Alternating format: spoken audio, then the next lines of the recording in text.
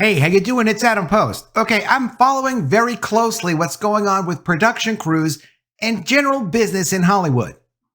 In the LA area, and this is the first time I've seen it, an article just came out talking about from the LA Times how diversity hiring is not really being paid attention to for the few Hollywood crews that actually are still getting some work. There is some work that's out there, and it's understood, of course, has been cut back dramatically. But while there's work that's out there, it's not going to preferred people based on their gender or sexual preferences or their skin color or identity or anything like that. It's the people that can actually get the work done, which is a great change in that marketplace. You always want to see people that deserve the work, not based on gender or anything like that, but people that know how to get the work done. You want to give them the work, and you want those people to be able to stay in the industry. And other people who were given an opportunity but don't necessarily have the skill set, maybe they were like interns or like glorified interns, you can't sustain those people. From the Los Angeles Times, for Hollywood crews, the mantra was survive till 25. So now what? One of the LA Times most read articles in 2024 centered on below-the-line TV and film workers struggling in the Hollywood slowdown. Below the line are production people like this woman with sound equipment or this real person with sound equipment. This other guy with headphones, people who physically make the movie but don't write the movie, they don't act in the movie, they put it all together. The LA Times tracked down the same workers to find out what's been happening. Where are they now? Are they back to work? Despite the industry mantra, employment anxieties linger as we head into the new year. 6 months ago, Heather Fink hit a wall. That's this lady. After nearly 2 decades in Los Angeles, that's almost 20 years, the NYU Film School grad had built a steady, if unpredictable, career as a freelance sound utility worker on film and TV sets while chasing her real dreams of writing and directing. But with the dual strikes by writers and actors bringing production to an absolute halt, the work dried up, her bills piled up, and her anxiety spiraled. Quote, I was in such a terrible place, she says. I needed anything to pick me up and pay off my debt. I couldn't live that way anymore. In July, a friend reached out with a potential lifeline, a full-time position in the sound department on ABC's Grey's Anatomy, now in production on its 22nd season. Quote, I enthusiastically said yes, Fink says. I couldn't feel more grateful. When the Times first spoke with Fink in May, she was still reeling from the fallout of the work stoppages, like thousands of her fellow crew members. Now, as the industry struggles to regain its footing, they've checked back in with her and a few others from that earlier story to see how they're doing. Some, like Fink, have found a measure of stability, however tenuous. But for many below-the-line workers, the prolonged strikes and rising costs of living have forced difficult choices, leaving LA, pivoting to new careers, or scraping by with freelance gigs and side hustles. To keep spirits up in a year marked by unrelenting uncertainty, many crew members have clung to the mantra, survive till 25. But with 2025 fast approaching, even those who've stayed afloat are bracing for what comes next. Keith Dunkerley, a director of photography and camera operator, counts himself among the lucky ones. After working just 18 days during the first 5 months of the year, Dunkerley, who supported his family during the strikes by tapping savings and taking handyman gigs on TaskRabbit, landed a full-time job as a B camera operator on the medical drama series Dr. Odyssey. Quote, I've been very lucky, unlike a lot of friends, Dunkerley told the Times via email. So many friends are still out of work or really slow. Fingers crossed it picks up next year. The challenges facing Hollywood's workforce predate the strikes. Streaming platforms, squeezed by shrinking subscriber numbers, had already pulled back on original programming, while studios slashed budgets and cut jobs. The strikes only deepened the slowdown. Film and TV production in LA remained 5% lower in the third quarter of 2024 than during the same period in the previous year, according to the nonprofit Film LA. In October, Gavin Newsom proposed more than doubling the state's annual tax credit program in an effort to stem the outflow of productions to lower-cost states or countries. But even if the measure is approved, the increase won't take effect until mid-2025, leaving many LA-based crew members wondering if help will arrive too late.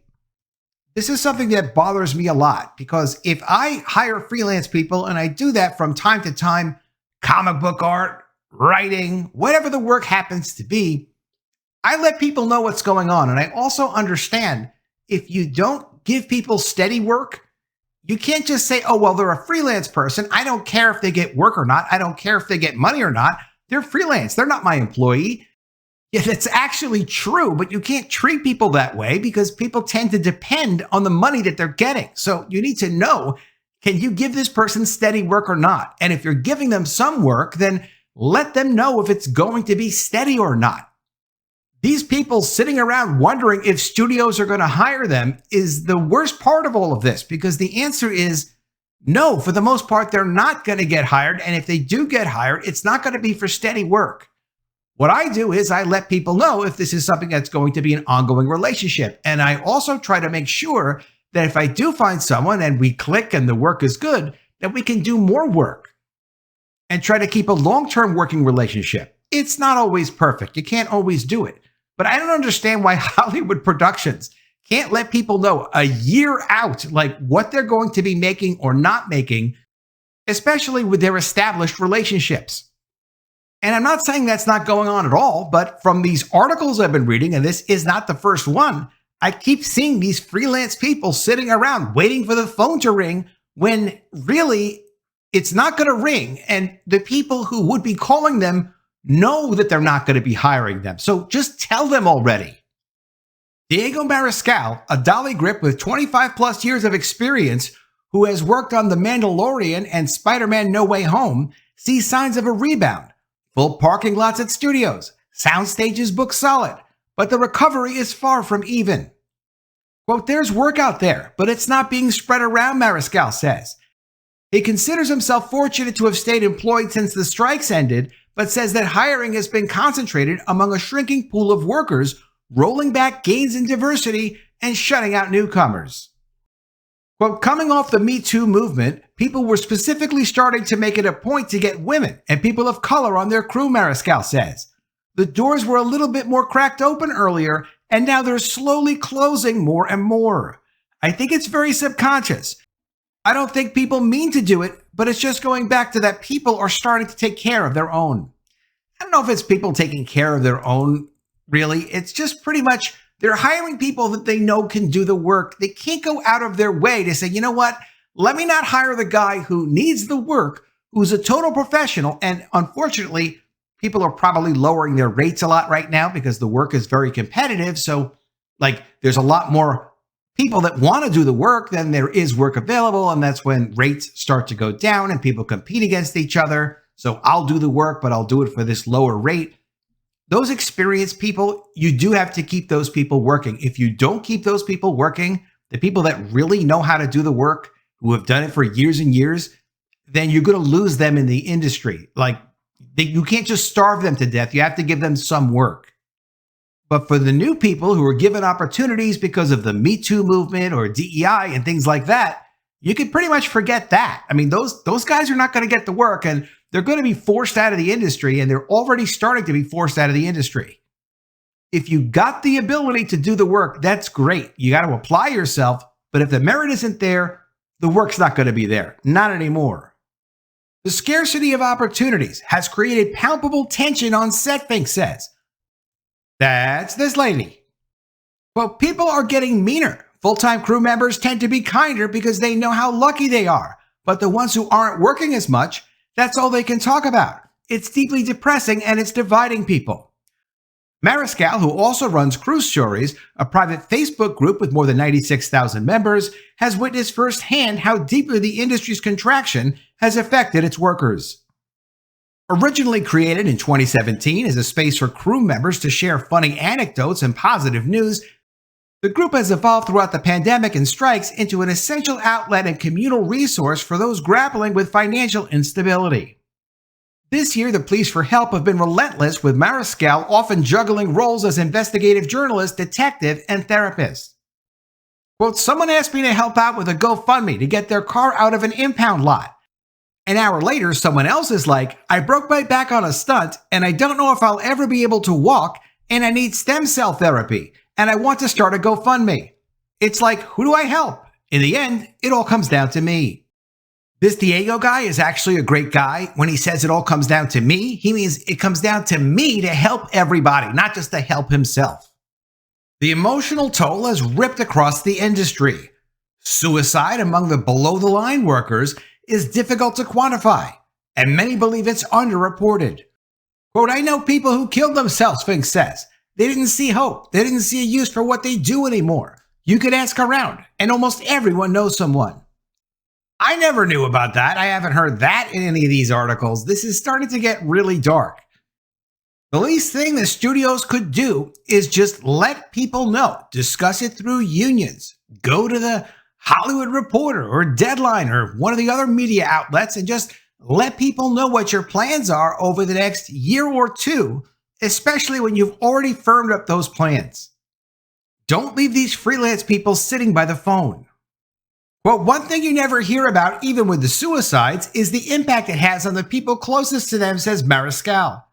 And the despair goes deeper. Someone gets hurt and they develop a drinking problem and start lashing out or hitting their spouse. It's all very underreported. You only hear about it if you're inside the industry. These struggles are compounded by a growing divide between Hollywood's creative and working classes, a rift widened by productions moving overseas in pursuit of tax incentives and lower labor costs. And it's not just overseas, also in other states other than California. But for these local workers, it may as well be overseas. It's not like they could just pick up and easily go to Georgia. Though some people have actually picked up from California and moved to Georgia just to still be part of the industry and get steady work. Quote, I believe in the power of unions and I supported the strikes enthusiastically, Fink says. But on the other side of the strikes, we're in a terrible place. The working class put their last good years on the line, and now productions are moving overseas. The people we fought for aren't fighting to keep work here. So she's saying the unions should be doing more. If they're going to fight for people to get work, at least fight for them to get work like where they live in California. Advancements in AI and virtual production are magnifying those anxieties. On projects like Disney's 2019 CG animated The Lion King and the studio's upcoming Snow White remake, Mariscal witnessed how digital environments replaced traditional sets, eliminating the need for entire crew departments. Quote, it was drastically different from what you would normally see on a film set, he says. They still needed the feeling of a human moving the camera around. I remember being like, I guess I made the cut, but there was no sound team, no makeup, no construction. Just the bare bones of what it takes to make something. That's now. That's The Lion King's recent CGI 2019 movie and the new Snow White movie. It's already happening right now. That's how deep AI is already in these Hollywood productions. AI is coming for all creative work. It doesn't mean you won't be able to do creative work. It means if you don't pay attention to it, you're going to miss it until the entire segment of work is gone. Visual effects people, they lost a ton of work on that recent movie with Tom Hanks because those guys just opted to do AI instead of normal visual effects. And it worked a lot better for them and was a lot less expensive. During the strikes, Mariscal considered leaving the industry altogether and explored the idea of starting a power washing business. Having bought a home in Eagle Rock at the bottom of the market in 2010, he feels fortunate for now, but knows stability could vanish in an instant.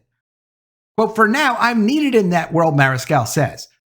Quote, but they're going to have an AI program that can mimic handheld shots, crane moves, every camera move ever made. When that happens, I'll be out of a job. It could happen in the blink of an eye. It might already be happening, and I don't even know about it. Earlier this year, Fink had been ready to leave Los Angeles entirely, planning to return to New Jersey, run for local office, and use her creative skills to raise awareness about caregiving after her father's stroke. For now, her job on Grey's Anatomy, which runs through March, has given her a reprieve. Quote, I'll be covered for some time, she says, but I'm preparing myself for the unknown. None of this feels reliable. Not my job, not my department, not even the country. As Hollywood adjusts to its new reality, Fink is holding on the best that she can. Quote, I don't have time for my dream right now when I'm just trying to survive, Fink says. But I'm not giving up. There's too much value in what we do. We just have to adapt.